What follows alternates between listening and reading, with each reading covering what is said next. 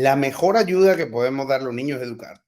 Y ellos, aunque nos parezca que no, entienden. Cuando se les educa desde el principio de la forma correcta. Y la educación consta de dos cosas. Primero, el consejo adecuado. Y segundo, el ejemplo adecuado. Tú no puedes decirle que hagan una cosa si te están viendo a ti hacer otra todos los días. Entonces, si eres capaz de implementar ese tipo de cosas en casa, puedes hacer lo que tú acabas de decir. La fruta es natural candy. Sigue siendo candy, pero por lo menos lo hace la naturaleza o entre el ser humano y la naturaleza. Pues nosotros hemos modificado la fruta en los últimos ciento y pico de años para que sea más dulce y más grande y no tenga semillas y todo eso.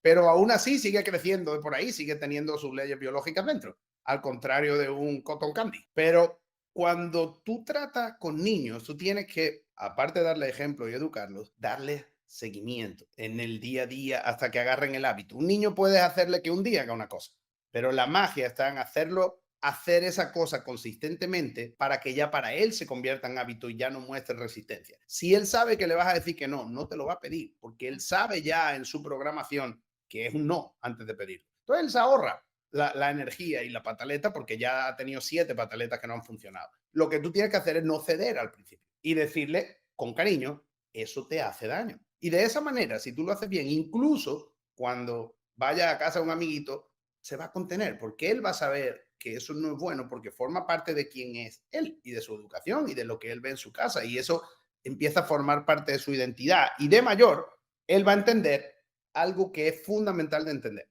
El placer es otra cosa. El azúcar no da placer. El azúcar da enfermedad y muerte. El placer es otra cosa. El placer es algo, para empezar, duradero. Porque el placer del azúcar, ¿cuánto dura? Mientras está en la boca. Cuando uno se lo traga, el placer se fue para siempre. ¿Eso qué es? 5 segundos. Eso no es placer. Eso es un engaño. Eso es una estafa. Si yo te doy a ti un billete de $100 y a los 5 segundos te lo quito, es una estafa.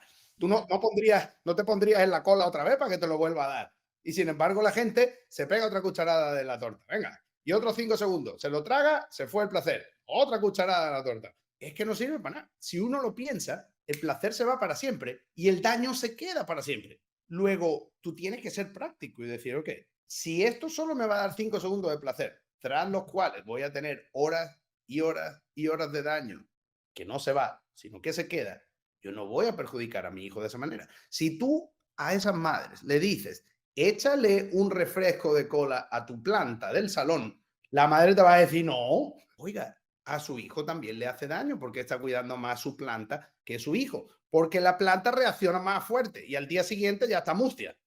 Pero su hijo, gracias a Dios, tiene un cierto aguante y como no se mustia al día siguiente, o a lo mejor sí, porque se enferma y otra cosa, no lo relacionamos con el refresco que le dimos.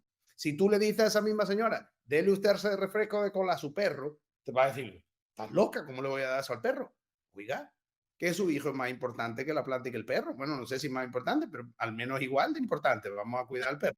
Pero, oiga, usted tiene que tener esa misma idea con su hijo, porque a veces tenemos con su hijo la cosa de, ay, pobrecito, vamos a dejarlo que disfrute un rato, que es su cumpleaños. Cuando el perro cumpleaños no le das un refresco, porque sigues entendiendo, aunque sea el cumpleaños del perro, que eso no justifica hacerle daño al pobre perro.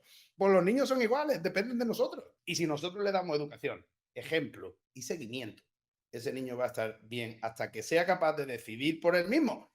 Y cuando tenga que decidir por él mismo, gracias a esa educación que le dimos, ese problema va a estar solucionado. Y de ahí, nosotros tendremos que esperar a hacernos viejitos y que ellos nos cuiden a nosotros. Pero ahí habremos solucionado el problema de nuestra familia. Porque un niño bien educado, la primera cosa que te va a dar es un nieto saludable. Y así no vas a tener que estar tú peleando con tu nieto porque ese trabajo ya lo hiciste tú.